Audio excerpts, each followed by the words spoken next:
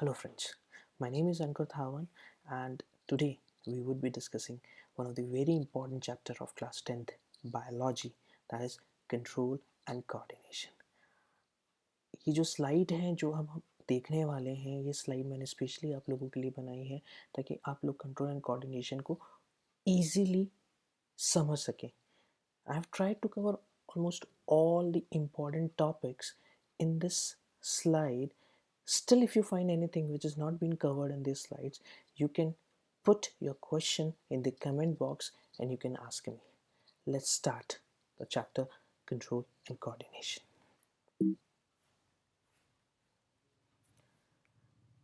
The first slide, which you can see, is basically telling you about two things. The first and the foremost thing is stimuli. What is stimuli? Let us read the definition. Stimuli says the change in the environment to which living organisms respond are called stimuli. For example, heat, cold, sound, smell, taste, touch, pressure, gravity, water, etc. Might be we have not understood the meaning of stimuli, so just listen carefully. What have been said by me, you will easily understand what stimuli is. अगर कोई आपके पास आता है and somebody pinch you, you will feel what? You'll feel that pinching. So that is a stimuli for you because something's been pinched on your skin and skin is responded. You will try to jerk your hand, right? This is external stimuli. You will see that whenever somebody touch, they respond. You have seen an example, a very good example of this, touch me not. Mimosa pudica is the scientific name of touch me not. Whenever you touch that plant, you will see that all the plant leaves suddenly shed their leaves and they they look in the form of a closed leaves, right? अब बात जब हम कर रहे हैं living organism में response की, तो वो किस तरह का रिस्पॉन्स है? अगर हम कोई चीज़ सुनते हैं तो हम रिस्पॉन्स करते हैं. शोर शराबा आता है हमारे आसपास तो हम किस तरह से रिस्पॉन्ड करते हैं? We don't like that response, right? तो that is external stimulus to us. अगर कोई बहुत ही अच्छा सा म्यूजिक हमारे आसपास बजता है तो हम क्या सोचते हैं? It really sounds very good to your ears, तो you respond in a very positive way. Same goes with the smell. Sitting in a room, you suddenly smell something कि कुछ जल रहा है, you easily identify it. So that is the stimuli. Taste. Taste can be good, taste can be bad. Again, stimuli. You feel pressure. If somebody simply put their hand on your body and try to push you downwards, you feel pressure. So that's external stimuli on you. In very simple words, we can say that stimuli is something which an organism respond to the change in the environment. यानी बाहर कुछ भी अगर change हो रहा है environment में तो उसकी अगेंस्ट में या फिर उसकी वजह से जो भी हम रिस्पॉन्स दे रहे हैं उसको हम क्या बोलते हैं? स्टिमुलाई बोलते हैं. जब मैं लिविंग ऑर्गेनिज्म की बात करता हूँ तो लिविंग ऑर्गेनिज्म किस फॉर्म में रिस्पॉन्ड करते हैं? लिविंग ऑर्गेनिज्म बेसिकली रिस्पॉन्ड करते हैं बॉडी मूवमेंट में. लाइक प्लांट्स के अंदर रूट्स और शूट. रूट्स हमेशा स्टिमुलाई में वर्क कैसे करती है? You seen that roots always go downwards. हमेशा मिट्टी में जाती है. मिट्टी में जाने का मतलब है अर्थ के अंदर जा रही है, मतलब it always go against the sunlight towards the gravity, right? तो कांट वी से that stimuli for a plant is the response of a root towards the gravity and the response of a shoot is against the gravity. In another way, again we can say that root is going against the sunlight inside the soil, whereas shoot is going towards the sunlight. Am I right? Exactly. So that is what we call stimuli. Now, the next thing which comes is coordination. What is coordination? let us read what is written in the slide. It says, for a proper response to a stimulus, many organs in the body should work together. कहने का मतलब अगर हमें किसी external stimulus को respond करना है तो it's very important to understand that कि हमारे बॉडी के जो वेरियस ऑर्गन्स हैं उन सबको एक साथ काम करना पड़ेगा. They have to work together, right. The working together of various organs in an organism to produce a proper response to a stimulus is called coordination. And now you might have understood that coordination क्या हो रहा है. Like if you're looking this video, how I am responding, how my hands have been coordinating with whatever I'm speaking. You see that coordination is something where one single part of body is not working. It is a combination of various body organs which are working together, right? So if somebody comes towards you and try to hit you, what do? You will simply try to protect yourself. Now look at how many organs been working during that. Somebody is coming towards you, you are looking at through the eyes. The moment he start punching to you, your eyes and your ears will coordinate so that you can judge that person and you can respond accordingly, right? Action, reaction. Now in response you can run from that place, and second thing, you can hit back to that person. That means there are three organs that time working with you. That is your eyes, your ears, and your hands. Be your legs also if you are start fighting with that boy, that person. Okay. Now, is there any other thing which is again been participating in this? Yes, our nervous system. Our nervous system is the system which are helping various organs to coordinate and to work together. Very simple example. तो ये सारे के सारे organs जो control हो रहे हैं या कोऑर्डिनेट कर रहे हैं वो किसकी वजह से कर रहे हैं? हमारे नर्वस सिस्टम की वजह से. और हमारा नर्वस सिस्टम यही समझाने की कोशिश कर रहा है हमें कि हम हमारे जो भी बॉडी पार्ट्स हैं वो एक दूसरे के साथ मिलके काम करना चाहते हैं to the in the form of a response to the external stimulus. जब मैं बात करता हूँ एनिमल्स के अंदर तो उसके अंदर जो कंट्रोल एंड कोऑर्डिनेशन होता है it comprises of two very important aspects. I would say the two very important elements. One is your nervous system and the second one is your nervous system and second one is your endocrine system. One is endocrine system, right? When I talk same thing in terms of in another category of living organism, that is plants, again the main important control and coordination part is done in plant by phytohormones. Phytohormones is basically known as plant hormones. So do not misconceptualize with the concept that only animals have or animals produce hormones. Plant also produce hormones. The only difference is that the amount of hormones produced in plants are in a very small quantity, whereas the amount of hormones secreted, released in animal by endocrine system are in a larger amount as compared to what plants are releasing. Okay, let's move to the next slide.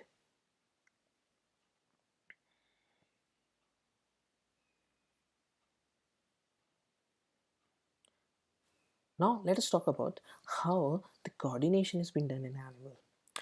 When we talk about coordination in animal the control and coordination is done by a very important part of our body, that is the nervous system. And of course, the nervous system is being coordinated parallelly with our endocrine system. These are the very important two elements which work together to control and to coordinate to the response to the external stimuli. Now, when I talk about nervous system, हमारा nervous system तीन important चीज़ को comprise करता है. क्या क्या चीज़?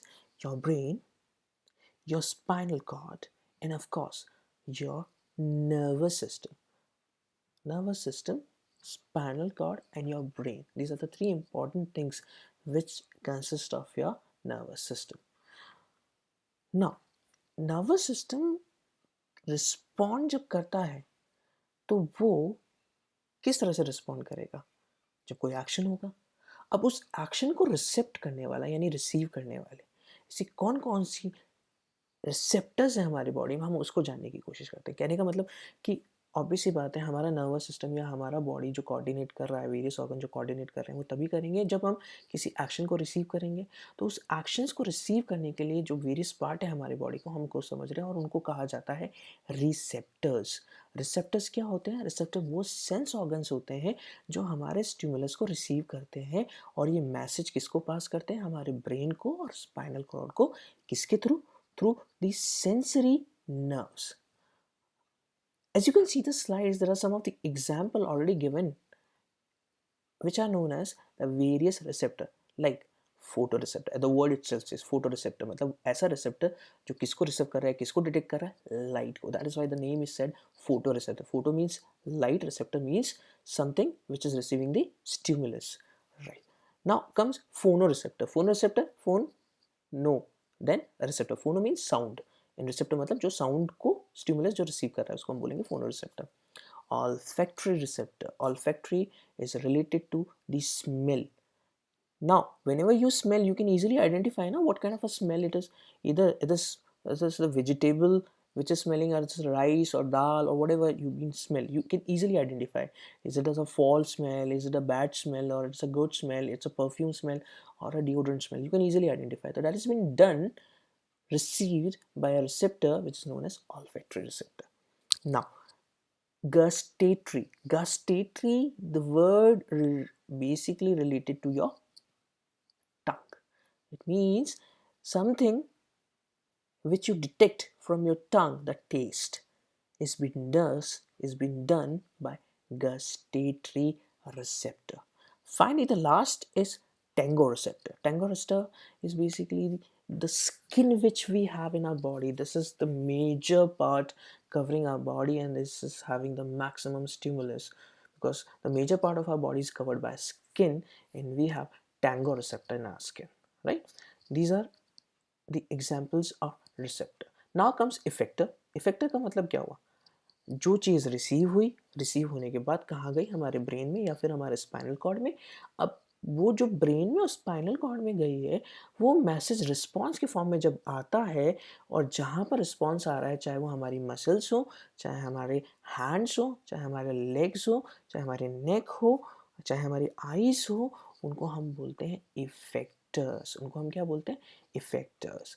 तो effectors है क्या? Effectors are the muscles and the glands. Muscles are the external, basically the something which you can control. Muscles are basically the part of a voluntary system of our body. And the glands, ये दोनों जब respond करती हैं किस पे? Information which is coming from a brain and from the spinal cord. किसके through आती है? These always come through the motor nerves. इनको हम क्या बोलते हैं? This is known as effector nerves. Now, दो वर्ड्स हमने पढ़ लिए हैं, one is receptor, another one is effector. दो और इम्पॉर्टेंट एलिमेंट्स हैं हमारी बॉडी के अंदर जो कि बहुत ही इंपॉर्टेंट रोल प्ले करते हैं. One is sensory nerve and another one is motor nerve. जब मैं सेंसरी नर्व की बात करता हूँ, सेंसरी नर्व्स वो नर्व्स हैं जो कि मैसेज ले जाने का काम करते हैं. यानी कि ये एक ऐसा व्हीकल है हमारी बॉडी के अंदर जहाँ पर जैसे ही हमें मैसेज मिलता है थ्रू रिसेप्टर, ये मैसेज ब्रेन तक जो लेके जा रहा है वो नर्व है सेंसरी नर्व. जब मैसेज हमारे दिमाग में पहुंच गया, हमारे ब्रेन में पहुंच गया, वहाँ से जो भी रिस्पॉन्स हमें ब्रेन देता है, वो मैसेज जब इफेक्टर पे पहुंचता है तो वो किसके थ्रू पहुंचता है? That is been reached by the help of motor nerve. तो मोटर नर्व क्या होंगे और सेंसरी नर्व क्या होंगे? Look at the slide, you will understand. Are the nerves which carry, sensory nerves are the nerves which carry information from the receptor to the brain and from the spinal cord, whereas motor nerves are the nerves which carry information from the brain and spinal cord to the effector, muscles and gland. Okay, now look at the next slide. What next slide is saying? Next slide is basically explaining you about the human nervous system, कि human nervous system क्या है और किस किस चीज़ से comprise होता है. तो जब भी हम ह्यूमन नर्वस सिस्टम की बात करते हैं, तो ह्यूमन नर्वस सिस्टम के जो पार्ट्स हैं वो दो मेजर पार्ट हैं. That is the central nervous system CNS and the peripheral nervous system that is PNS. अब CNS और PNS है क्या? आपने एक और नर्वस सिस्टम सुना होगा सबने, which is also another part of a nervous system, that is autonomic nervous system, that means ANS. I can say in different books it has been mentioned separately as a part of a nervous system, but I would say that ANS is basically a part of PNS. That means nervous system is basically part of a peripheral nervous system.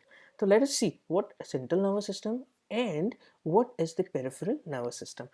ठीक है, जब central nervous system की बात करते हैं, central word खुद बता रहा है कि हमारे बॉडी का सेंट्रलाइज एक ऐसा पार्ट है, एक ऐसा सेंटर है जो कि पूरे बॉडी को कहीं ना कहीं कंट्रोल कर रहा है. जब मैं बात करता हूँ सेंट्रल नर्वस सिस्टम की, तो ये कंप्राइज करता है दो very important things, that is your brain and your spinal cord. One is your brain and another one is your spinal cord. Okay, जब मैं बात करता हूँ पेरिफेरल नर्वस सिस्टम की, अब ब्रेन और स्पाइनल कॉर्ड हमारी पूरी बॉडी में कैसे कंट्रोल कर रहे हैं, तो कुछ नहीं है, सिंपल सी मैं कहूँगा कि एक नर्व्स के धागे हैं, थ्रेड्स हैं, जो कि हमारे ब्रेन से और हमारी बैकबोन से ट्रैवल कर रहे हैं हमारे शरीर के वेरियस पार्ट्स पे. तो पेरिफेरी, हमारी बॉडी की पेरिफेरी क्या है? This body is our basically periphery. इसी में उनको रीच करना है, तो हमारे ब्रेन से और हमारे स्पाइनल कॉर्ड से जो नर्व टिश्यू निकल रहे हैं और हमारे पूरे बॉडी के वेरियस ऑर्गन, वेरियस सिस्टम को रिलेट कर रहे हैं, जोड़ रहे हैं, इंटरकनेक्ट कर रहे हैं, उसी को हम क्या बोल रहे हैं? Peripheral nervous system, right. मैं ये कह सकता हूँ नर्वस सिस्टम की दो पार्ट हो गई major, one is CNS and one is peripheral nervous system. अब पेरिफेरल नर्वस सिस्टम में मैं ये कह सकता हूँ कि पेरिफेरल नर्वस सिस्टम के अंदर जो नर्व्स आ रही हैं वो दो डिफरेंट जगह से ओरिजिनेट हो रही है. One is from your brain and another one is from your spinal cord. जो ब्रेन से निकल रही हैं नर्व्स, उनको हम बोलते हैं cranial nerves, and the nerves which is basically coming from your spinal cord, उनको हम बोलते हैं peripheral और spinal nerves. I hope ये चीज़ आपको समझ में आई होगी. Let's see the next slide. What next slide is saying?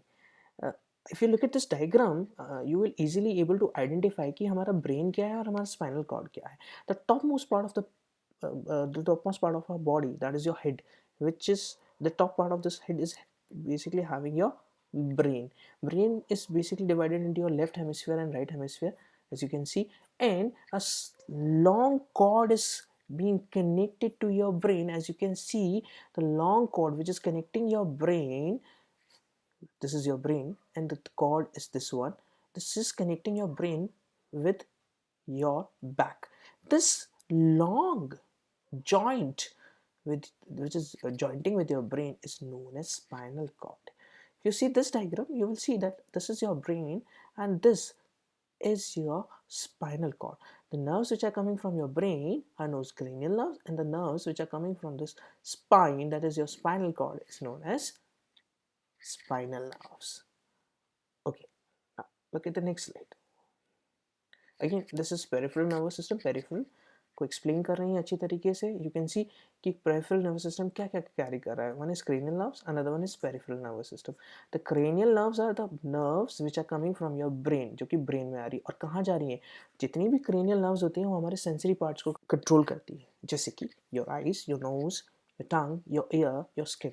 ये कौन से पार्ट है? ये हमारे मेजरली सेंसरी पार्ट है. जो कौन कंट्रोल कर रहा है? क्रेनियल. ओके, पेरिफेरल की बात कर रहा हूँ तो पेरिफेरल जो नर्वस सिस्टम है वो नर्व्स कहाँ कहाँ ट्रैवल कर रही हैं? वो हमारे स्पाइनल कॉर्ड से ट्रैवल करके कहाँ पहुँच रही है? आर्म्स में, हैंड्स में, लेग्स में, फीट्स में और भी बाकी बॉडी पार्ट में.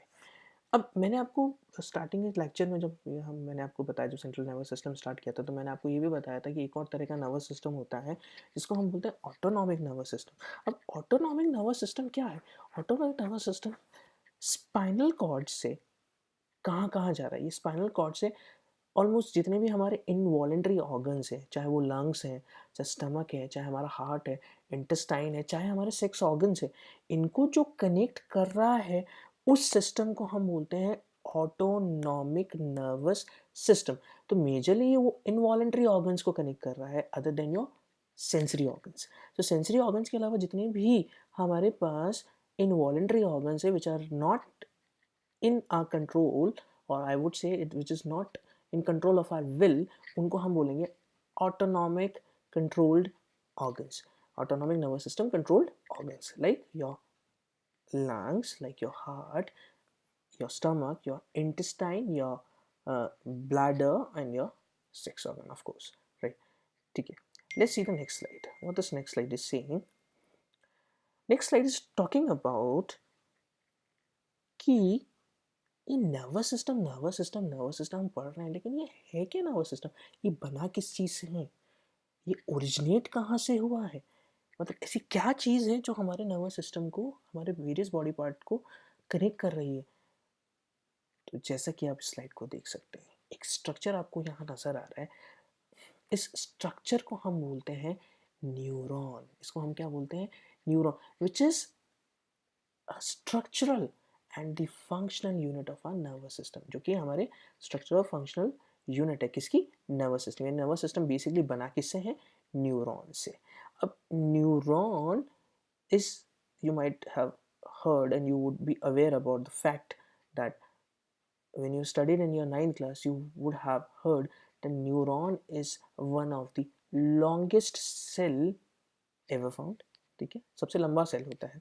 अब क्यों है वो लंबा सेल, ये क्या यूटिलिटी है इसकी, इसको इस तरह से समझते हैं कि हमारी बॉडी में, मैंने आपको समझाया, जो नर्वस सिस्टम है that is been travelling like threads from one part to another, from brain to body and to spinal cord to body. तो ये थ्रेड के जो फॉर्म में जा रहे हैं, ये थ्रेड कुछ भी नहीं है, ये न्यूरॉन्स है. और ये छोटे छोटे न्यूरॉन्स हैं जो एक दूसरे से जुड़ गए हैं और लंबे लंबे क्या बन गए हैं, थ्रेड्स बन गए हैं. ठीक है, it is actually not thread, these are the thread like structures. ठीक है, जो ट्रैवल कर रहे हैं. ठीक, अब जब हम बात कर रहे हैं स्ट्रक्चर की, तो स्ट्रक्चर किस किस चीज़ को कंप्राइज करता है. अगर मैं स्ट्रक्चर की बात करूं तो मेजरली जो न्यूरॉन है वो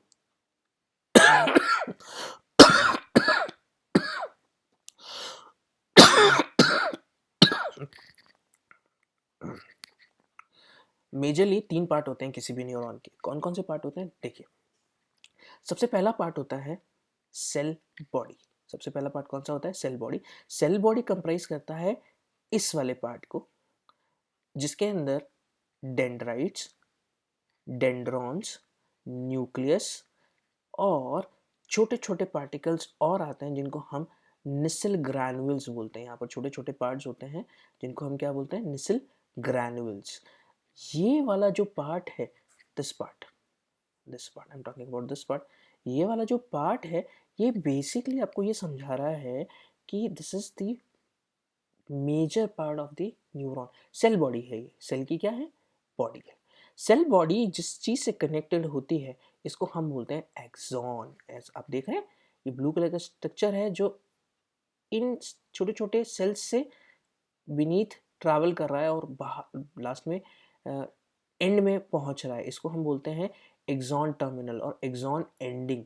ठीक है, एक्सॉन एंडिंग की खासियत क्या है कि ये जो एंडिंग है ये फाइनली दूसरे न्यूरॉन के डेंड्राइट से कनेक्ट होके एक चेन क्रिएट कर देती है और फाइनली ये चेन कहाँ पहुंचती है, हमारे ब्रेन पे, और ब्रेन से दूसरे वेरियस पार्ट्स में. तो कौन कौन से इंपॉर्टेंट पार्ट हो गए, let's see. Dendrites, dendrons, cell body, nucleus, axon. ये एक्सॉन एक शीट से कवर होता है जिस शीट का नाम होता है माइलिन शीट. क्या होता है, माइलिन शीट. और आप देखेंगे हर एक माइलिन शीट का जो सेल है उसके अंदर छोटे छोटे सेल्स होते हैं जिनको हम बोलते हैं सेचुआन सेल. कौन से सेल होते हैं, सेचुआन सेल. और हर एक सेल के बीच में एक छोटा सा गैप बना हुआ है. अगर आप देखेंगे जहाँ मेरा कर्सर जा रहा है, अगर इस गैप को आप देखेंगे तो आप आइडेंटिफाई कर पाएंगे कि इस गैप का जो नाम है वो क्या है, node of Ranvier. Node of Ranvier. अब इसको याद करने का तरीका, अगर आपको रेनवियर याद नहीं हो रहा, रणवीर कपूर को याद रखिए, आपको नोड ऑफ रेनवियर ऑटोमेटिकली याद हो जाएगा. तो it is nothing to cramp, it is nothing to मतलब रट्टाफिकेशन करने की जरूरत नहीं है. You can easily relate these things to some other interesting facts or you can easily learn it. Finally ये आके एंड होता है एक्सॉन टर्मिनल पे.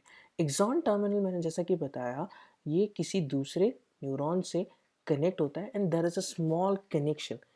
अब ये कनेक्शन जब होते हैं तो ये जो कनेक्शन क्रिएट हुआ है इस कनेक्शन को हम क्या बोलते हैं, इसको बोलते हैं हम साइनैप्स. इसको क्या बोलते हैं हम, synapse. Synapse is a junction of connection between the two neurons which help in transfer of message from receptor to the brain and from brain back to the effector. This is how your nervous system works. Okay, let's see the next slide. What next slide is saying? This is what I was talking about, synapse. You can say that this is one neuron, and this neuron has been connected with another neuron, and this junction of synapse, which is connecting the dendrites of one neuron with the axon terminal or axon end of the another neuron, is known as synapse. Right? What happened? इसका process होता है कि किस तरह से nerves travel करता है एक रिसेप्टर से हमारे ब्रेन पे और हमारे ब्रेन से बैक टू इफेक्टर. वो अभी हम समझेंगे आगे की स्लाइड में कि कैसे करता है वो. Let's see. Brain, the most important part. अभी हमने क्या पढ़ा? हमने पढ़ा कि सेंट्रल नर्वस सिस्टम जो है दो इंपॉर्टेंट पार्ट को कवर करता है. One is your brain and another one is spinal cord. उससे पहले ज़रूरी समझना ये था कि हमारा जो ब्रेन है, हमारा स्पाइनल कॉर्ड है, या हमारा पेरिफेरल नर्वस सिस्टम है, या हमारा सीएनएस है, वो किस चीज़ से बना है. ये सारी की सारी चीज़ें बनी हुई हैं एक सिंपल से न्यूरॉन से. किससे बनी हुई है? न्यूरॉन से. तो हमने इसीलिए कहा था कि neuron is a structural and functional unit of your nervous system. यानी हमारा पूरा जो नर्वस सिस्टम है किससे बना हुआ है? न्यूरॉन से बना हुआ है. और ये न्यूरॉन्स ही हैं जो इंटरकनेक्ट होकर एक चेन क्रिएट करते हैं और हमारे बॉडी के वेरियस पार्ट्स को इंटरलिंक करते हैं. अब जब मैं बात करता हूँ ब्रेन की, तो ब्रेन क्या है? ब्रेन एक ऐसा कोऑर्डिनेटिंग सेंटर है हमारी बॉडी के अंदर. मतलब it is something which is acting like a CPU, central processing unit, like what you have in computers. Computers के अंदर सीपीयू क्या करता है? पूरे सिस्टम को कंट्रोल करता है. इसी तरह से ब्रेन है जो हमारी पूरी बॉडी को क्या कर रहा है? कंट्रोल कर रहा है. इसलिए इसको हम क्या बोलते हैं? Coordinating centre. It is protected by a special kind of structure जिसको हम क्या बोलते हैं? क्रेनियम. मतलब हमारा जो ब्रेन है it is been protected by a special kind of a structure जिसको हम क्या बोलते हैं? Cranium. Now between that cranium and your brain it is further being protected by three important membrane. और तीन बहुत इंपॉर्टेंट मेम्ब्रेन होती है जो कि प्रोटेक्ट करती हैं हमारे मेम्ब्रेन को, हमारे ब्रेन को. किससे? मैकेनिकल शॉक से. किससे? मैकेनिकल शॉक से. अब होती क्या है ये? You will not see in the slides, but the name of those membranes are pia matter, dura matter, and arachnoid. These are the three important membrane which is covering your brain. Pia matter, dura matter, and arachnoid. Again, I am repeating: pia matter, dura matter, and arachnoid. अब brain है तो brain जो इतना बड़ा हमारा brain है which starts from this place and ending at this place, and then your spinal cord is starting. If you look at the back, spinal cord is starting. तो you will understand कि brain जो है तीन हिस्सों में बटा हुआ है हमारा. कौन कौन सा है? फोर ब्रेन यानी आगे का दिमाग, योर मिड ब्रेन यानी बीच का दिमाग, एंड हाइंड ब्रेन पीछे वाला दिमाग. तो दिमाग के बेसिकली तीन हिस्से हैं. पहले मैंने आपको बताया दो हेमिस्फीयर होते हैं, left hemisphere and the right hemisphere. उसके अलावा हमारा ब्रेन तीन हिस्सों में डिवाइडेड है और अलग अलग फंक्शंस करता है. One is your forebrain, one is your midbrain, and another one is your hindbrain. अब फोर ब्रेन क्या है? फोर ब्रेन कंसिस्ट करता है दो बहुत ही important part. One is cerebrum and another one is olfactory lobes. अब क्या फंक्शन है इनके? अगर मैं बात करूं ऑल्फैक्टरी लोब और सेरिब्रम की, तो जितने भी ब्रेन से रिलेटेड वॉलेंट्री एक्शंस होते हैं, वॉलेंट्री यानी वो एक्शन जो कि हमारे कंट्रोल में है, वो कौन कंट्रोल कर रहा है? वो हमारा फोर ब्रेन कंट्रोल कर रहा है. कौन कौन से हैं एक्शन? जैसे कि टच का जो सेंसेशन हमें फील होता है वो कि कौन कंट्रोल कर रहा है या वो कौन हमें सेंस करवा रहा है? That is basically your forebrain cerebrum. Smell, खुशबू, किसी भी चीज़ की स्मेल आती है वो किसकी वजह से हो रही है? That is again because of your fore brain. सुनते हैं हम, सुन के बाद हम किसी चीज़ को सुनने के बाद हम रिस्पॉन्ड करते हैं, वो किसकी वजह से हो रहा है? आपके सेरिब्रम की वजह से. टेस्ट खट्टा है, मीठा है, कड़वा है, वो कैसे पता लग रहा है हमें? क्योंकि हमारा फोर ब्रेन इस चीज़ को आइडेंटिफाई कर पा रहा है. साइट, देखने, मेंटल एक्टिविटी जैसे कि सोचना, जैसे कि याद करना, जैसे कि मेमोरी, और जैसे कि इमोशंस, ये सब कौन कर रहा है control? Your fore brain control. अब मैं बात करता हूँ द नेक्स्ट पार्ट, जो कि मैंने कहा मिड ब्रेन, जो कि मैंने क्या कहा मिड ब्रेन। मिड ब्रेन क्या करता है? मिड ब्रेन जो मेजरली कंट्रोल करता है वो हमारी बॉडी के इनवॉलेंट्री एक्शंस होते हैं, और स्पेशली कौन से वाले इनवॉलेंट्री एक्शंस? वो इनवॉलेंट्री एक्शन जो कि रिफ्लेक्स मूवमेंट शो करते हैं। somebody throws ball towards you, what you will do? You will try to close your eyes and you will try to protect yourself. तो आपने क्या करा? आपने उस एक्शन के अगेंस्ट जो रिएक्शन दिया वो क्या था? एक रिफ्लेक्स मूवमेंट था, जो जिसके अंदर किस किस का रोल हुआ? Your eyes have seen that ball, your neck has moved your neck to away from that ball, and of course your head. So these are the three important things which are working together. This is what we call control and coordination. तो ये कौन कर रहा है? your mid brain. कौन control कर रहा है? Mid brain. तीसरा जो पार्ट होता है ब्रेन का उसको बोलते हैं हाइंड ब्रेन, जो कि लास्ट वाला पार्ट है। हाइंड ब्रेन फिर से फर्दरली डिवाइड होता है तीन इंपॉर्टेंट पार्ट में, जिसको हम बोलते हैं cerebellum, pons and medulla. Cerebrum, pons and medulla. अब सेरिब्रम, पॉन्स और मेडुला जो है वो बेसिकली तीन इंपॉर्टेंट पार्ट हैं इसके। कौन कौन से हैं? Cerebrum, pons and medulla. अब क्या कंट्रोल कर रहे हैं, क्या फंक्शन क्या है इनका? अगर मैं बात करूं सेरिब्लम की, जब हम बात करते हैं सेरिब्लम हमारे बॉडी का मूवमेंट, बैलेंस और पोस्चर, ये तीनों चीज़ें कंट्रोल करता है। लाइक अगर हम आज सीधे खड़े हो पाते हैं तो वो कौन कंट्रोल कर रहा है? That is been control by cerebellum. तो हमारे बॉडी का posture, equilibrium, balance, movement, running, walking is been controlled by cerebellum. Second thing after the cerebellum comes pons. Pons हमारी बॉडी का रेस्पिरेशन कंट्रोल करता है, मतलब बेसिकली वो हमारे लंग्स को कंट्रोल कर रहा है। तो रेस्पिरेटरी पार्ट जो है वो it is been controlled by your it is being controlled by pons, which is a part of a hind brain, right? The next thing which comes is medulla. What is medulla? Look at medulla की जब भी हम बात करते हैं, medulla is basically talking about is being I would say the medulla is basically the third part of your hind brain, and क्या क्या चीज़ें कंट्रोल कर रही है? Your heartbeat, your blood pressure, your swallowing, your coughing, your sneezing, vomiting, all these actions being controlled by the medulla.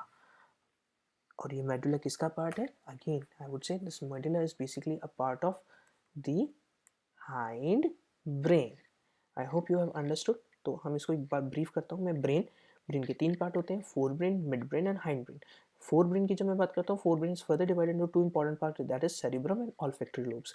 Cerebrum और olfactory lobes का क्या function है? यह जितने भी वॉलंटरी फंक्शन होते हैं हमारे बॉडी में उनको कंट्रोल करते हैं, जैसे कि touch, smell, hearing, taste, sight, mental activities, सोचना, याद करना, चीज़ों को मेमोराइज करना, इमोशन, ये किससे जुड़े होते हैं? हमारे फोर ब्रेन से जुड़े होते हैं। दूसरा पार्ट आता है मिड ब्रेन, जो कि किससे जुड़ा हुआ है? Involuntary function. वो भी कौन से वाले इनवॉलेंट्री फंक्शन? जो कि किसकी बात कर रहे हैं? रिफ्लेक्स मूवमेंट की बात कर रहे हैं। रिफ्लेक्स मूवमेंट कौन से? लाइक एक एग्जाम्पल मैंने आपको दिया था, which is in which basically three organs been coordinating, your head, your eyes and of course your neck. तो इन तीनों के कोऑर्डिनेशन से कौन कर रहा है? Mid brain. मतलब रिफ्लेक्स एक्शंस कौन कंट्रोल कर रहा है? Mid brain. तीसरा पार्ट होता है हाइंड ब्रेन। हाइंड ब्रेन के मैंने बताया तीन पार्ट होते हैं, cerebellum, pons and medulla. Cerebellum की बात कर रहा हूँ, सेरिब्लम क्या चीज़ कंट्रोल कर रहा है? हमारा बॉडी पोस्चर, हमारा इक्विलिब्रियम। पॉन्स कंट्रोल कर रहा है हमारा respiration control, and finally medulla क्या कंट्रोल कर रहा है? बहुत सारे फंक्शन है, heart beat, your blood pressure, your swallowing, मतलब whatever you've been eating, whenever you eat chewing, and finally when it enters your esophagus, you are actually swallowing something, and that's the swallowing part is being controlled by medulla. Then coughing, sneezing, cheekna, and finally vomiting. These all things being controlled by the brain part, which is known as medulla. Now look at this diagram. You will see कि हमारा जो brain है वो कैसे divided है। मैंने आपको बताया था कि हमारे ब्रेन के तीन पार्ट है। कौन कौन से? Fore brain, mid brain and hind brain. जब मैं फोर ब्रेन की बात करता हूँ, फोर ब्रेन जो है उसके चार लोब्स हैं। अगर आप ध्यान से देखेंगे चार लोब्स आपको दिख रहे होंगे। एक को हम बोलते हैं फ्रंट लोब, दूसरे को हम बोलते हैं पैराइटल लोब।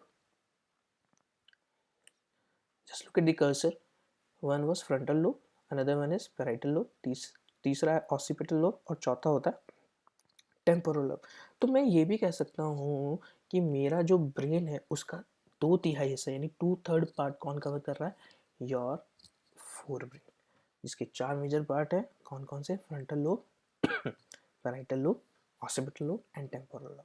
उसके बाद मैंने बात करी आपकी मिड ब्रेन की। जब मैंने मिड ब्रेन की बात करी तो उसमें कौन कौन सी चीज़ें आ रही थी आपकी? बेसिकली उसमें आ रहा था, कौन कौन सा पार्ट आ रहा था उसके अंदर? Midbrain. मतलब it is not visible in this the middle part of the brain which is connecting your forebrain and your hindbrain, उसको हम क्या बोलेंगे? Midbrain. कर लेते हैं हाइंड ब्रेन की। हाइंड ब्रेन के मैंने कहा आपको जैसे कि 3 मेजर पार्ट्स होते हैं, सेरिब्लम, पॉन्स, मेडुला ऑब्लंगेटा। तो मैं ये कह सकता हूँ कि जो हाइंड ब्रेन है उसका मेजर पार्ट कौन कवर करता है? सेरिब्रम, उसके बाद पॉन्स आता है और उसके बाद कौन आता है? Medulla oblongata. Finally this brain is being connected by a cord which is another part of your CNS, that is known as spinal cord, which travels down your back to the last part of which we basically जहाँ से हमारी tail bone originate होती है तो वहाँ तक ये travel कर रहा है। मतलब पूरी बैक जो है वो किससे कवर है? वो बेसिकली कौन है? वो क्या है? वो है हमारी स्पाइनल कॉर्ड, राइट। अब देखते हैं हम अगली साइड क्या कहती है हमसे। Again, this is one of another diagram of human brain, more elaborated, which is telling you some of the more structures of a brain. अगर आप इसको देखेंगे, this is also showing dicephalon, which is a part of your mid brain. जैसे कि आप देख सकते हैं यहाँ dicephalon दिख रहेगा। ये किसका पार्ट है? ये आपके मिड ब्रेन का है। यहाँ मिड ब्रेन भी दिख रहा है जो कि कनेक्ट कर रहा है आपके किसके? आपके फोर ब्रेन को और आपके हाइंड ब्रेन को। तो मिड ब्रेन का मेजर फंक्शन क्या होता है? Act as a connective link. Connective link या would say connection between the two part of your brain, that is your forebrain and your hindbrain. Let's see the next slide. Spinal cord क्या है? अगर आप spinal cord की हम बात करते हैं तो एक ऐसी कॉर्ड है जो कि हमारे पूरे बैक को कवर कर रही है। और हमारा जो बैक है उस स्पाइनल कॉर्ड की क्या यूटिलिटी है? तो spinal cord starts from the brain और एक्सटेंड करती है पूरी वर्टिब्री। हमारा जो पूरा कॉलम होता है, पूरा बैक होता है, जिसको हम बोलते हैं वर्टिब्रल कॉलम। वर्टिब्रल कॉलम के अंदर there are 31 pairs of spinal nerves, यानी कि 31 जोड़े होते हैं नर्व्स के जो दोनों तरफ ट्रैवल कर रहे हैं। Your spinal cord is in centre and दोनों तरफ से थ्रेड्स निकल रहे हैं या मैं कहूँगा नर्व्स निकल रही हैं और कहाँ ट्रैवल कर रही है? हमारी बॉडी। सीक्वेंसिंग देखिए आप, अगर आप देखेंगे C1, C2, C3, C4, C5, C6, C7, C8, मतलब C1 से लेकर C8 तक की जितनी भी नर्व्स हैं उनको हम बोलते हैं कर्विकल नर्व्स। कौन सी नर्व्स होती हैं? कर्विकल नर्व्स। उसके बाद T1 से लेकर T12 तक की जितनी भी नर्व्स होती हैं उनको बोलते हैं हम थोरेसिक नर्व्स। उसके बाद देखेंगे आप L1 से लेकर L5 तक की जो नर्व्स होती हैं उसको बोलते हैं lumbar nerves. And finally S1 से लेकर 2, 3, 4, 5 तक जो होती है उसको बोलते हैं सैक्रल नर्व्स। ठीक है। फाइनली एक लास्ट में कॉकीगिल नर्व्स होती हैं, which is basically a combination of nerve endings which is comprising and be named as coccygeal nerves. Okay, this is basically a spinal cord. Let's see the next slide. Now, when I'm talking about the spinal cord का क्या role है और कहाँ major utility है, या फिर आई would से कि हमारी बॉडी में इतना इम्पोर्टेंट रोल क्यों प्ले कर रहा है स्पाइनल कॉर्ड, तो उसका एक छोटा सा रीज़न है। उसका ये छोटा सा रीज़न है कि ये एक बहुत इंपॉर्टेंट रोल प्ले करता है और उसका नाम है रिफ्लेक्स एक्शन। अब रिफ्लेक्स एक्शन है क्या? रिफ्लेक्स एक्शन का मतलब होता है कि किसी भी एक्सटर्नल स्टिमुलस का के अगेंस्ट एक sudden reaction to an external action, there is a sudden reaction. अब कैसे हो रहा है? जैसे ही आपको किसी ने गर्म चीज़ हाथ में पकड़ा दी तो आप क्या करते हैं? एकदम से you jerk your hand and try to throw that thing away from your body. तो क्या आपने उस वक्त सोचा? नहीं, आप नहीं सोच रहे। एक ऐसा फंक्शन हुआ जो कि एकदम से सडन हुआ, अनकॉन्शियस था, जिसको आपने सोचा नहीं था और इनवॉलेंटरी था, यानी कि which was not in your control but it is still been performed by your body. This is known as reflex action. If we go by definition, it says reflex action is a sudden, unconscious and involuntary response of the effectors to a stimulus. We suddenly withdraw our hand if we suddenly touch the hot object, as I've given you. पिन चुभता है, मान लीजिए आप staple कर रहे हैं, stapler कर रहे हैं, स्टैपल करते करते पिन गलती से आपके हाथ में चुभ जाता है, तो you immediately just remove your hand from that place and you try to avoid कि वो पिंच जो है वो ना हो। बट हम क्या करते हैं, जर्क देते हैं। तो दिस सडन अनकॉन्शियस और इनवॉल्नटरी रिस्पॉन्स को हम क्या बोल रहे हैं, रिफ्लेक्स एक्शन। अब ये रिफ्लेक्स एक्शन काम कैसे करता है, रिफ्लेक्स एक्शन काम कैसे करता है, उसके लिए ज़रूरी है समझना रिफ्लेक्स आर्क। अब रिफ्लेक्स आर्क क्या है, आर्क जैसा हम समझते हैं, arc is basically the movement, is basically the direction. तो डायरेक्शन जो है, जो कि रिफ्लेक्स एक्शन को गाइड करता है, कहाँ से शुरू हो रहा है कहाँ खत्म हो रहा है, उस आर्क को हम बोलते हैं रिफ्लेक्स आर्क। देखते हैं आगे की स्लाइड में, देखो रिफ्लेक्स आर्क दे रखा है, पहले मैं उसको बताता हूँ आपको। रिफ्लेक्स आर्क, अगर आप रिफ्लेक्स आर्क को ध्यान से देखेंगे तो एक्सटर्नल स्टिमुलस हुआ, स्टिमुलस सबसे पहले कहाँ जाएगा, रिसेप्टर के पास, जो कि सेंस ऑर्गन है। सेंस ऑर्गन उस चीज़ को कहाँ भेजता है, सेंसरी नर्व्स को। सेंसरी नर्व्स उसको कहाँ भेज रहे हैं, स्पाइनल कॉर्ड, जिसके अंदर वो स्पेसिफिक चीज़ ऑलरेडी स्टोर है। That is been send back to the motor nerve, यानी स्पाइनल कॉर्ड से मैसेज क्रिएट हुआ कि क्या एक्शन के अगेंस्ट क्या रिएक्शन होना है, किसके पास गया, मोटर नर्व्स, और मोटर नर्व फाइनली क्या करती हैं, किसके पास भेजती हैं, इफेक्टर के पास होते हैं। तो if you go by definition of reflex arc, reflex arc क्या है, इट्स अ पाथवे, यानी कि एक ऐसा रोड है, यानी एक ऐसा रास्ता है जो रिफ्लेक्स एक्शन फॉलो करता है। In a reflex arc, the stimulus is received by a receptor sense organ. It passes through the sensory nerve to the spinal cord. From the spinal cord, the information passes through the motor nerve to the effector for the response. This is what slide is saying. अब है क्या ये चीज़, जरा देखते हैं। देखिए, अगर आप देखेंगे ध्यान से इस डायग्राम को, तो you will easily able to identify one very important aspect कि क्या हुआ। एक लिविंग ऑर्गेनिज्म है जिसके पाँव पे एक हैमर हिट किया। तो जैसे ही हमने हैमर हिट किया यहाँ पर, इस हैमर, ये कहाँ है, this is in our leg, leg पे क्या है, हमारा skin, in skin is acting as a receptor. यहाँ से ये स्टिमुलस कहाँ गया, सेंसरी नर्व के पास गया। कहाँ गया, रिसेप्टर से सेंसरी। अब ये सेंसरी नर्व इस मैसेज को ट्रैवल करके कहाँ लेके जा रही है, it enters into your spinal cord. This is your spinal cord, and this spinal cord again, after receiving the receiving the message information from the receptor, send it back to the effector, and how the person is going to react, it will going to jerk his leg immediately. तो this is reflex act and this is reflex action. अब ऐसे क्यों हो रहा है, reflex action क्यों हो रहा है, एक बहुत अच्छा सा एग्जांपल है इसका मेरे पास समझाने के लिए, कि जब आपने फर्स्ट टाइम कार चलाना सीखी होगी तो आप हर चीज़ के लिए बहुत ज़्यादा सोचते थे, first gear, second gear, third gear, brake, clutch, you have to think number of times when you first start that driving the car. लेकिन जब आप परफेक्ट हो जाते हैं तो first gear, second gear, third gear, brake, clutch, इनको use करने से पहले कहाँ सोचते हैं आप, it is been stored in your spinal cord, I would say that is been stored in your memory, and it automatically works, you don't think, it works. This is what we I can say that is one of the very good example of reflex action. ठीक है, तो reflex action एक बहुत ही interesting concept है, I hope आप लोगों को समझ में आया होगा, and it's very important concept in term of examination also, क्योंकि मेजरली जो क्वेश्चन पूछे जाते हैं वो रिफ्लेक्स एक्शन और रिफ्लेक्स आर्क के बारे में पूछा जाता है कि रिफ्लेक्स आर्क है क्या, रिफ्लेक्स एक्शन है क्या, एक्सप्लेन विद एन एग्जाम्पल। तो एग्जाम्पल बहुत सारे हैं जिसमें से मैं एग्जाम्पल आपको समझा चुका हूँ। Still you want more example, you can contact me, you can comment on the comment box and you can ask me, right? Look at the next slide. Reflex arc, जैसे कि मैंने आपको बताया कैसे काम कर रहा है, stimulus went to the receptor, receptor से सेंसरी न्यूरॉन कहाँ लेके गया, हमारे स्पाइनल कॉर्ड में, स्पाइनल कॉर्ड से मैसेज कहाँ गया, मोटर न्यूरॉन के थ्रू कहाँ पहुंचा, इफेक्टर। तो मतलब मैं कहूँ कि हमें रिसेप्टर से स्पाइनल कॉर्ड में ले जाने वाली जो रिले हैं या फिर जो थ्रेड है या फिर जो न्यूरॉन है, उस न्यूरॉन का नाम है सेंसरी, यानी जो सेंस ऑर्गन से मैसेज लेके जा रहा है, और वो मैसेज इंटरप्रेट होके जब बैक टू द रिस्पॉन्स के अगेंस्ट जा रहा है टू द इफेक्टर, वो किसके थ्रू जा रहा है, that is going through the help of motor neuron.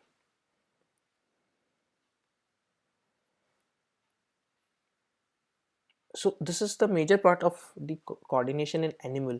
I hope this is very interesting concept, and these are something very interesting facts which I have told you. this is one of the lecture where you have understood about the brain, your nervous system, the part of your brain, the CNS, PNS, ANS, reflex action, reflex arc. This is one part of your control and coordination in animal. जब animal बात करते हैं तो मैंने बताया था आपको दो पार्ट होते हैं, one is your nervous system and another one is your endocrine. तो हमने एक डिस्कस कर लिया जिसको हम क्या बोलते हैं, नर्वस सिस्टम. नर्वस सिस्टम के हमने वेरियस पार्ट डिस्कस करे हैं. तो control and coordination का one part is covered and the next part is endocrine system. Endocrine system in animals we'll discuss in the next lecture. So thank you very much for listening and understanding these concepts. You find any difficulties or you want to ask some questions, you can comment on the box. In the comment box you can ask me the question. You just feel free to ask, and do like, share and like these videos. Thank you for watching. Thanks a lot.